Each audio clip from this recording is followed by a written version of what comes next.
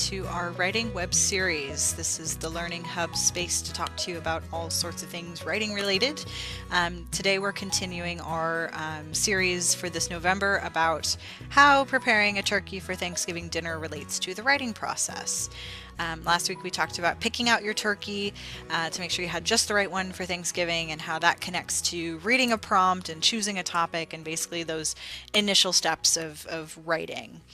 Today we're going to talk to you about preparing your turkey, so how to make sure that the turkey's all set and ready to go before you actually start cooking it. And we connect this to pre-writing strategies. So after you've picked out your topic, the different steps you go through to hone your ideas, to figure out directions you want to go in, think about where you might need to research and all those different things. And so we will be talking to you about those connections and how preparing your turkey for cooking it is like preparing to write your paper. And then we do have a software that we want to show you that is a great tool to help you do some of that pre-writing work. So we'd like to show you, what that software is and how you can use it to improve your writing. So let's go ahead and get started. So when you're preparing your turkey, there's a variety of steps you have to go through to make sure that you're doing it right. And you have to do them in the right order, because if you screw up one step, it's going to really make it hard to make sure the turkey's all ready to go for cooking. So these steps are very, very important to make sure that you follow them precisely. And the writing process is very similar. One of the first things after you've made sure that your turkey's all thawed out and you're ready to actually start preparing it is to actually clean it. If you are going to have a big feast, so you bought an entire turkey, a full turkey with legs and everything, like you see here in the background image, you need to clean it out and make sure that it's ready to go. So getting all the gunk out of the inside, to prepare for the stuffing. You're about to put it back into it, patting it dry to make sure it doesn't have any goop on it, and all those different things. This initial step about cleaning your turkey, we connect it to before you really start digging into pre-writing, you need to make sure you really have a good handle on what your topic actually is. So cleaning up your topic. Do you think it should be more narrow than what you initially settled on? Should it be maybe a little bit more broad? Should you consider more angles on it? Do you think you should have more detail, or do you think you need to shape it in some other way? So, cleaning up that initial topic and making sure you know exactly what you want to discuss before you actually start digging into how you might organize it, how you might research it, and all those different further steps down the road. So cleaning that turkey is a really great step in that pre-writing process. You also want to make sure that you have all of the ingredients for any of those other aspects you need to include. So, in terms of your turkey, you have your stuffing that you're going to need to put inside the turkey that bakes up all nice all together. When you don't bake it inside the turkey, if it's just a side dish, that's called dressing. So stuffing versus dressing, there's the age-old question for you of the difference between the two. But regardless, you often have side dishes of some kind that you're going to be serving along with the turkey. So you need to make sure that you know what you're going to be serving. You have all the ingredients that you need, you have them laid out, you know the timeline for when you need to do each of those things so that they bake all at the same, they bake at different times, but they're all ready at the same time. So there's a lot of steps and different things you need to make sure you have and as you're preparing your turkey. So this is very similar to getting all your ducks in a row for the different things you need to do for the writing process. So if there's research you need to do, make sure you have a handle on that, when you need to start that research, how much research you need, what different points you're going to need to support, so what kinds of research you need and all those things.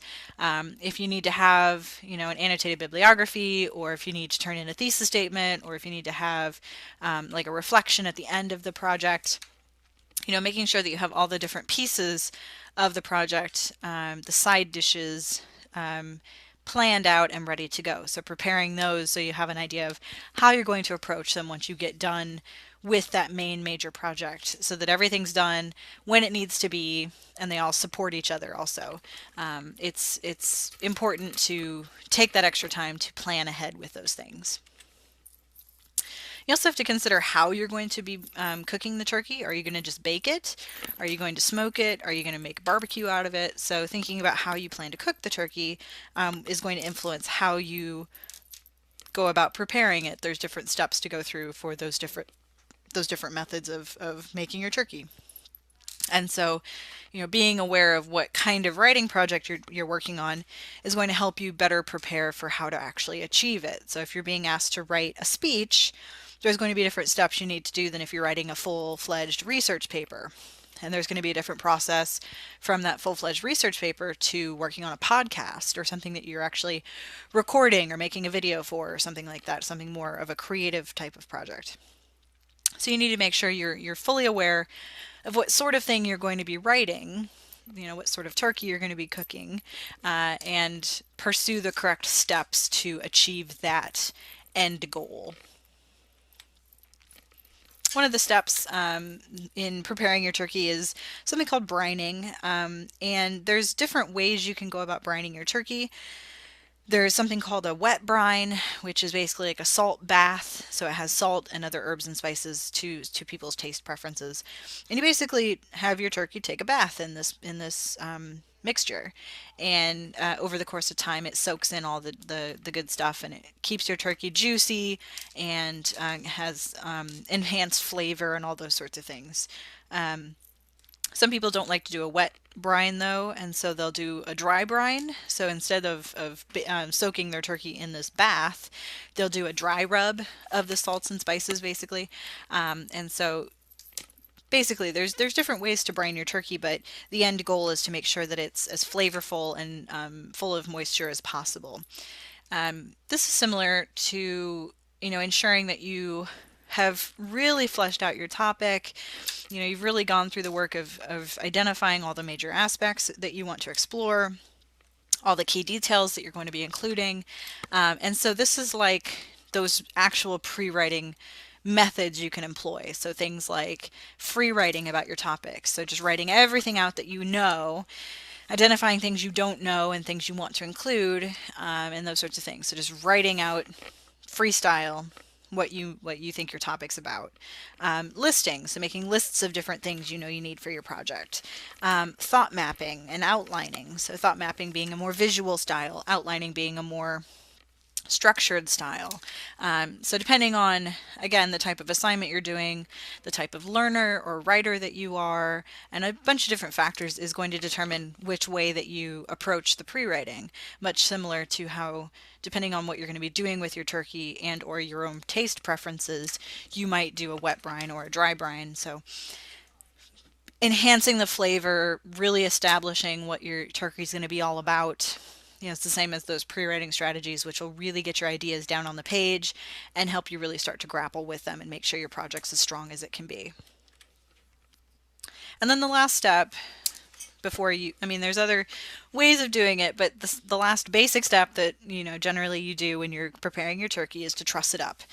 And this means that, once you've gone through the work of cleaning it, you put all together your stuffing ingredients, you've stuffed the turkey with those things, you've brined it, you've done all those things.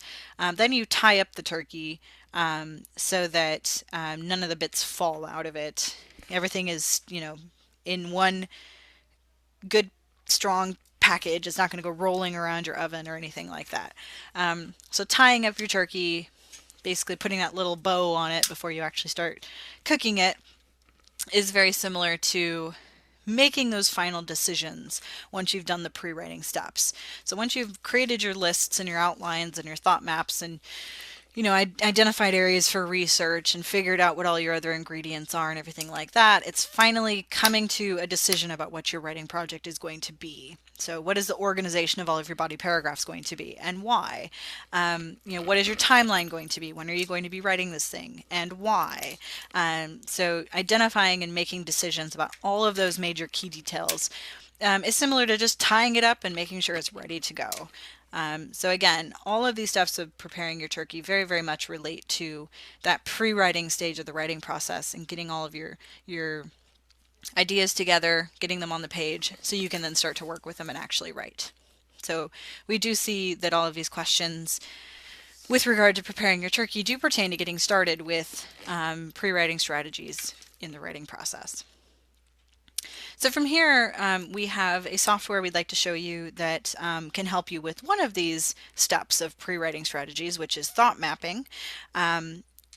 You're welcome to do any of these on paper, of course, but since we're increasingly a digital people, we use computers every day, there are apps and other websites out there that can help you with this process. And so you can use up things all up into and including Microsoft Word to do a lot of these things, but there are some specific softwares for some of these more visual type of softwares or types of processes, and so this particular software can help you with that. So let's jump into the software and I'll show you a little bit about how it works. Okay, so this is a software, it's a website actually, called bubble.us. You can see over here it's bubbl.us. It's missing the E from bubble, but otherwise it's, the same. So if you go to this site, it gives you options to either register an account and log in, or to basically continue as a guest or to try the software. And I clicked on that. I didn't create an account. I just basically am trying it as a guest, and you can see all of the different capabilities you have in creating a thought map for your project. So a thought map, you can see you've got main ideas, and off of those branch subpoints, and off of those subpoints can branch even smaller details that you might want to include. And so this can help you to identify the different pieces of your paper and put them all on a page visually so you can see how they compare with each other and how they should be structured and things like that. So I created this example. It's a silly example just so you can see. So if I was to write a paper about whether I think puppies or kittens are better pets, this is how I might go about pre-writing for that. So you can see under each of these I have branching ideas to some of my main points. So under puppies there's their size, and it can vary. Under kittens I have a similar one, size, and they're stay pretty small. Cats don't generally get too big. And then it continues around, so they're cute as babies, but so are puppies. They're cute as babies. And they grow up to be cats on the kitten side, which up to whoever you're talking to, whether that's a good or a bad thing. And dogs are cute as babies, or puppies are cute as babies, but they grow up to be dogs. And so, again, depending on the person you are, that may be good or bad. And so as you go around and you start identifying what the different subtopics you might want to be that under your main topics, you can start to think about how they relate to each other. So in this case, we have all the subpoints under kittens end up being very similar to the subpoints I've identified under puppies. So I look at those and I think, well, maybe I could write this paper and have body paragraphs that are about the same basic aspect and that compare directly in the same paragraph. So for kittens with snuggling, what's some of the good or bad things about that? Same with puppies snuggling, what are some of the good or bad things with that? So by looking at how I've approached this paper, I can start to look at how my ideas relate to one another and then think about how the actual writing part of the process might come into play. So again, just planning out and preparing. So this is what it looks like, but just to show you kind of how it works, you just basically, if I come over here, you just click, which is not wanting to work, of course, now that I've done this, but you click here and you get a little yellow guy. Move thing. There we go. So you click and you get a little yellow box and you can write, whatever you think your topic might be. I particularly like foxes, so that's what I'm going to go with just off the top of my head. And then once you've got that, you can kind of manipulate a little bit with some of the design tools, but to then create the branches off of that into your subpoints and your details and those sorts of things, you have these two options. You have Control and Enter and Tab, so you can use your keyboard for these. So if I hit Tab, you can see it creates just another yellow box. But if I click in here and I hit Control and Enter, it'll create a branch. You can also just hit the plus icon here to either add one of these or add one of these. And so from here you can just click in and you can type out different ideas and it'll type right in there and you can see what you want to write about in here. Once you've got all your ideas sort of down, you can then start to manipulate them. So you just click and you drag and you can start to move them wherever you want to put them so that you create sort of an actual web sort of creation. So with the puppies and kittens version over here, you see that I branched them out this direction, so just to spread everything out so you can see everything that you've got, but you can also do this more purposely. So if you're like, well, okay, so I'm going to put the size one over here because it's similar to this, and then I'm going to move the breeds down here because it goes with what we have for this, and then I'll move this up because I don't need it. And then I'll swap places just so I can see that they do in fact kind of go together. And so you can start to connect the dots with how your points all relate to each other.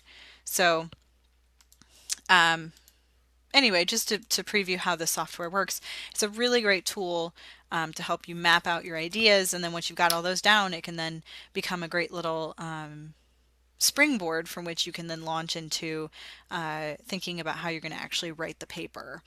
Once you get this all built and you're ready to go, you then just click the Save As button, and you can save it as whatever file type you want, but you save it as a JPEG. It does take a second to export, just be patient. It does eventually kick over and open. I'm talking through this to make sure that it actually worked. There it goes. And so once it opens, here you can either open it or you just save it, and then you save it to your downloads, and you can rename the file to, Thought Map for English 101 or whatever class you're working on. So again, bubble.us is a really great little site you can use to do some of that thought mapping, some of that pre-writing to make sure your turkey is all prepared and ready to go before you actually start that writing process. It's very important that you have all of those pieces together and ready to go, and you don't skip any steps, you don't miss any, and you take all the time you need to thoroughly do those steps so that your turkey ends up juicy, tasty, and that you have plenty of turkey to go around for everybody that's coming to Thanksgiving dinner with you. Thank you so much for watching this video. I hope this has been helpful for you in thinking about how you can continue to improve your writing process. Stay tuned until next week when we'll actually start talking about how cooking the turkey, so actually finally cooking the turkey, is like actually starting to write the paper, and we'll give you some tips and tricks about that. But for now, thank you so much for watching, and I hope you have a great day.